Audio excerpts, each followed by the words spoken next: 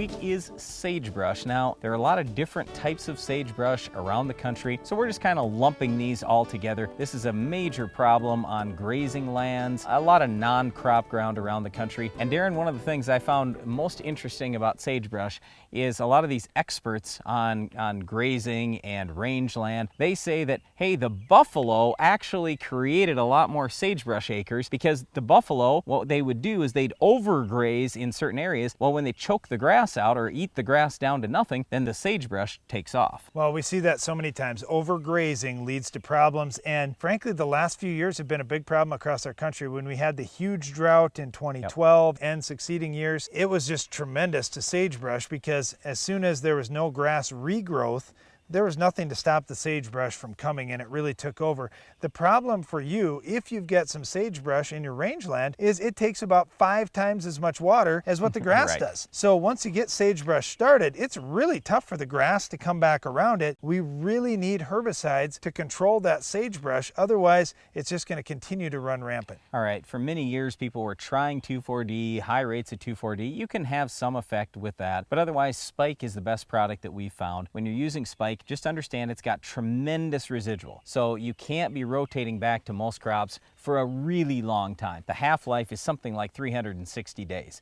So when you decide, hey, I'm gonna get this sagebrush under control, I'm gonna use Spike, it's the best product I've got, just know that you're gonna have a lot of residual there. The other thing is it's not just a simple, hey, let's go spray the weed, kill the weed, and then go back to normal. No, you have to realize why you have a problem in the first place. You were overgrazing. So we need to make sure we get that grass growing up nicely. And what many times will be recommended is, okay, use the Spike, but then don't graze that area of your rangeland until maybe some winter grazing, if anything. The next year, we want to see that grass get up, full, healthy, and probably even go to seed before we start grazing again. And then at that point, if everything's good and the sagebrush is under control, we can start going back to our normal program. But you have to watch this going forward. You can't overgraze areas or the sagebrush will be back. Right, and by normal program, we mean rotational grazing, moving those cattle around so we don't ever overgraze. Well, that's it for our Weed of the Week, sagebrush, but Iron Talk is coming up next.